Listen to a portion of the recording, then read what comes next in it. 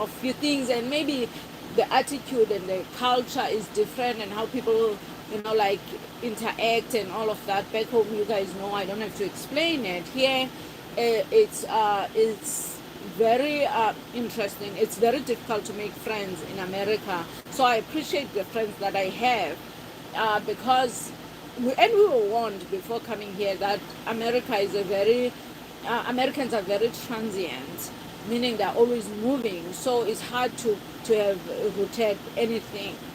Like, I mean, even in our neighborhood, I don't know how many people have come in and left. We've been here 16 years. Our neighbor is a second neighbor, third neighbor, third neighbor, second neighbor. So what I'm trying to get to is Americans are like that in that regard. They're always moving. And so it's always interesting when we can share cultures, and like, see how different, like, we are. China was a totally different animal than, like, America or South Africa. I mean, I was like, it was interesting. And sorry to hold you long, okay? I'm almost done. The interesting, maybe I should make a different vlog for that. But just in short, the interesting, first of all, you've never seen so many buildings in your life in one space, okay? Okay, maybe New York is an exception, but even New York, it's not like sprawling, like, like buildings galore, all skyscrapers, okay? And then, but the food was different. I tried to be as careful as I could because I was there by myself. And so, as a result, like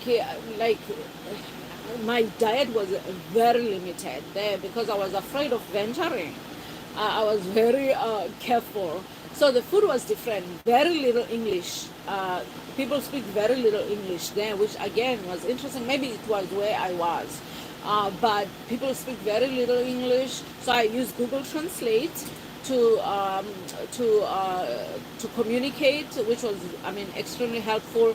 And I had to get a VPN, and when I'm traveling within the country, I had to carry my passport and use my passport to get a train on a what you call that, on a bullet train. And I rode a bullet train for the first time, which was again an exciting adventure for me. But I will say this, I always get these deja vu moments in life. Whenever I'm in a new place, I'm always transported. I think because of how the brain stores, don't quote me on this, okay? But I think because the brain stores things by association, okay? All your moments are kind of grouped, okay? Subgrouped and grouped and subgrouped in your brain. And so when I'm in a new space, it reminds me of other new places that I was in. Mexico didn't give me that feeling, though, when I was in Mexico. But when I was in East London, out of all places, East London always gives me 1980s Cape Town vibe. Sorry, people from East London, but that is the truth. It gives me, like, East London, South Africa, gives me, 1980s, early 80s kind of vibe, which is when I first moved to Cape Town, when I could actually have a brain and think and see and observe and all those things. So that's my first memory of a new place, and Cape Town felt so beautiful then. So whenever I go to a new place, that memory always gets jogged.